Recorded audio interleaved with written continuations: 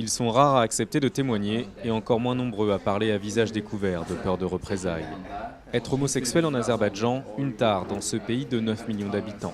Passage à tabac et réactions hostiles sont monnaie courante. Difficile d'en parler, même à ses proches. Anar a 19 ans, il en a fait les frais. Hər bir il bundan əvvəl olmuşdu.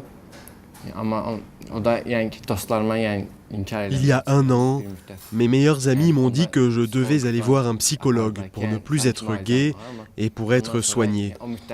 Alors pour ne pas aller voir un psy, je leur ai dit que j'avais une petite amie. Mais aujourd'hui, je ne fais plus semblant. Gay olmamalısan ya da ki, yəni ki, biz səninlə dost olmuruq da yəni. Vougar a été battu un soir à la sortie de l'université. L'an dernier, il a créé une association, la seule du pays à se revendiquer gay et lesbienne.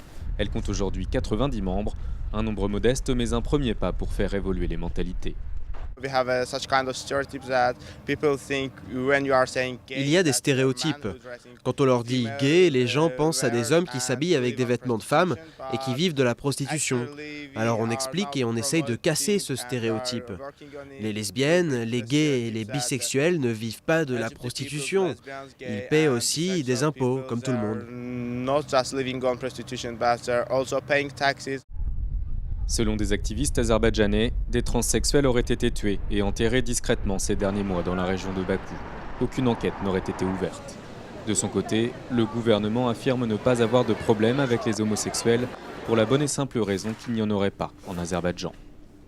Nous n'avons pas ce genre de problème. Cette question n'est pas à l'ordre du jour. Il y a 2 ou 3 personnes malades dans tous les pays. Des gens essayent de rendre ça populaire. Mais ici, en Azerbaïdjan, nous n'avons pas ce genre de problème. La communauté homosexuelle espère que l'Eurovision permettra de sensibiliser la population grâce à l'ouverture sur l'Europe véhiculée par le concours. Mais hors caméra, ils sont plus pessimistes. Un jeune nous confie: après l'Eurovision, les délégations partiront, mais nous resterons.